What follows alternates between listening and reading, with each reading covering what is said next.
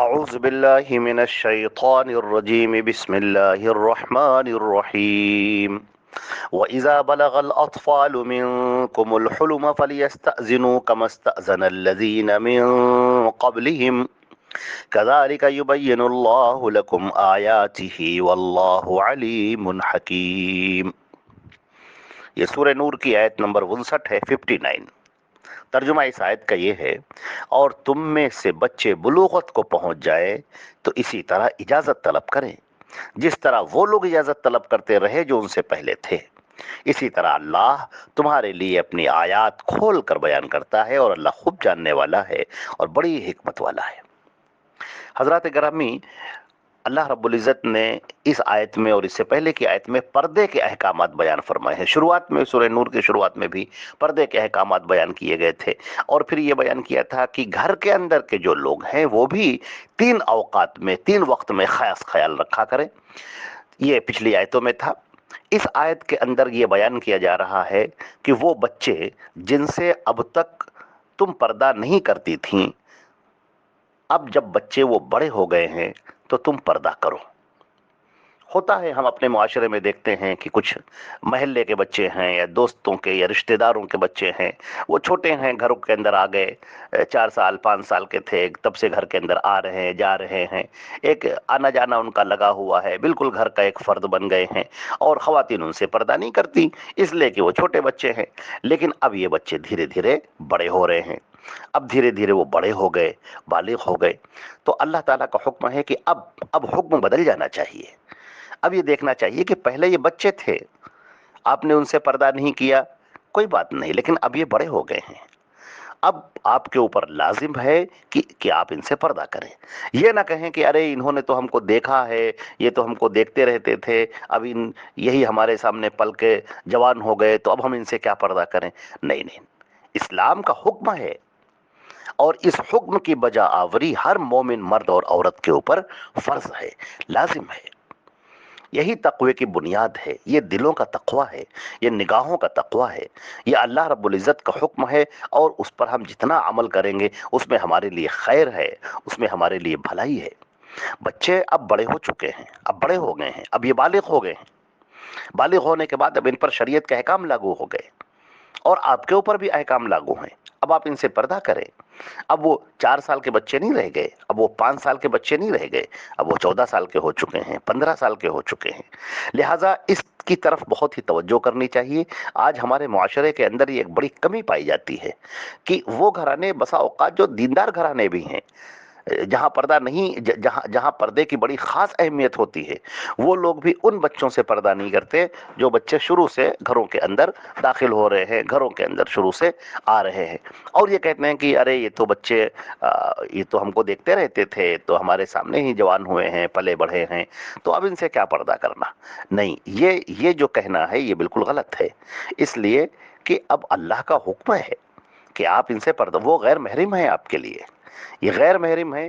یہ کہہ دینے سے کہ یہ ہمارے گھر میں آتے رہے ہیں یا یہ ہمارے سامنے بڑے ہوئے ہیں، یہ کہنا کوئی عذر نہیں ہے، یہ کہنا عذر نہیں ہے آپ کے لیے، بلکہ آپ کو پردہ کرنا ہی ہوگا۔ یہ شریعت کا حکم ہے، یہ اسلام کا حکم ہے کہ آپ کو نامحرم سے پردہ کرنا ہے، نامحرم سے اپنے آپ کو الگ رکھنا ہے، اس سے اس طرح لچیلے پن کے ساتھ اور نرم آواز میں بات نہیں کرنی ہے جو بہت ہی خوبصورت آواز بنا کر جو بات کی جاتی ہے، جس سے کسی کے دل کے اندر کوئی میلان پیدا ہو۔ اب آپ کو نہیں کرنا، یہ سارے احکامات آپ پر لاگو ہو چکے ہیں، اس لیے کہ اب یہ بڑے ہو چکے ہیں۔ جیسے کہ پہلے کے لوگ، جیسے کہ ان سے جو بڑے لوگ ہیں وہ پردہ کرتے ہیں، ویسے ہی اب ان سے بھی پردہ کیا جائے گا۔ یہ پہلے بچے تھے، اب بڑے ہو گئے ہیں، تو فرمایا گیا کہ جیسے کہ اس سے پہلے بھی آیا کہ لا تدخلوا بیوتا غیر بیوتکم حتی تستانسوا، کہ پہلے جو تھا کہ جو چھوٹے بچے تھے وہ گھروں کے اندر آ جاتے تھے، اور بالغ ان سے پردہ کیا جاتا تھا، تو اب یہ بچے بھی بڑے ہو چکے ہیں، لہٰذا اب ان سے بھی ہر حال میں اب ان کو اجازت لے کر آنا ہوگا۔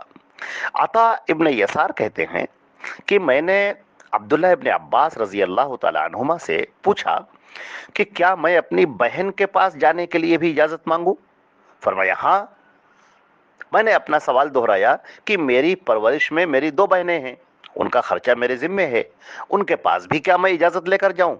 تو آپ نے فرمایا ہاں، کیا تم پسند کرتے ہو کہ انہیں جو ہے برہنہ حالت میں دیکھو؟ یعنی بغیر اجازت کے تم گھر کے اندر گھستے ہوئے چلے گئے، بیچاری کس حال میں بیٹھی ہیں، کس حال میں ہیں، کیسی ہیں، اور تم گھر میں گھستے ہوئے چلے جا رہے ہو؟ تو آپ نے فرمایا، یہ عبداللہ ابن عباس نے یہ جواب دیا، کیا تم پسند کرتے ہو کہ ان کو جو ہے اس حالت میں دیکھو جس حالت میں تمہیں نہیں دیکھنا چاہیے؟ پھر یہ آیت پڑھی، یا ایھا الذین آمنوا لیستأذنکم الذین ملکت ایمانکم، یہ پوری آیت سورہ نور کی آیت نمبر 58 58 آیتیں، یہ جو اس سے پہلے کی آیت گزری تھی وہ آیت انہوں نے پڑھی۔ تو معلوم یہ ہوا کہ اب اجازت لینا، یہ جو ہے عبداللہ ابن عباس نے فرمایا کہ اب اجازت لینا واجب ہے۔ یہ جو پوری بات ہے عبداللہ ابن عباس کی، الادب المفرد کی روایت ہے جو امام بخاری رحمہ اللہ کی کتاب ہے، اس کے اندر انہوں نے اس واقعے کو ذکر کیا ہے۔ تو ہمیں چاہیے کہ ہم اپنے معاشرے میں اس کے اوپر خاص خیال رکھیں۔ جو بچے اب بڑے ہو رہے ہیں ان کو بھی چاہیے کہ وہ خود خیال رکھیں اس بات کا کہ وہ گھروں کے اندر اس طرح سے داخل نہ ہو، اور خواتین کو چاہیے کہ وہ بچے جو اب تک ایسے آتے جاتے رہے ہیں اب ان کو منع کر دیں، ان سے صاف کہہ دیں کہ دیکھو اب تم بڑے ہو چکے ہو، لہٰذا بغیر اجازت کے گھروں کے اندر نہ آؤ، اور ان سے پردہ کریں۔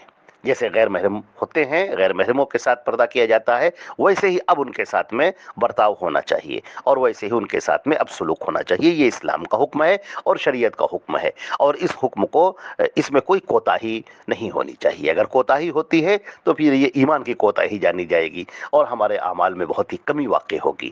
لہٰذا ہمیں چاہیے کہ ہم اس کی بہت زیادہ فکر کریں، اور خواتین کو پردے کی طرف بہت زیادہ فکر کرنے کی ضرورت ہے، کیونکہ آج کے اس معاشرے میں جو ایک عجیب سا معاشرہ ہوتا جا رہا ہے، اور ننگا پن جس میں پھیلتا چلا جا رہا ہے، اور پردے کی وہ اہمیت ہی نہیں رہ گئی، باقی ہی نہیں رہ گئی جو کہ ہونی چاہیے تھی۔ شریعت کے یہ احکام ہیں، مگر ان شریعت کے احکام کی طرف اچھے خاصے لوگ بھی توجہ نہیں کرتے۔ بسا اوقات اچھے خاصے ایک دیندار گھرانے کے لوگ بھی اس کی طرف توجہ نہیں کرتے۔ نہیں، اس کی طرف توجہ ہونی چاہیے۔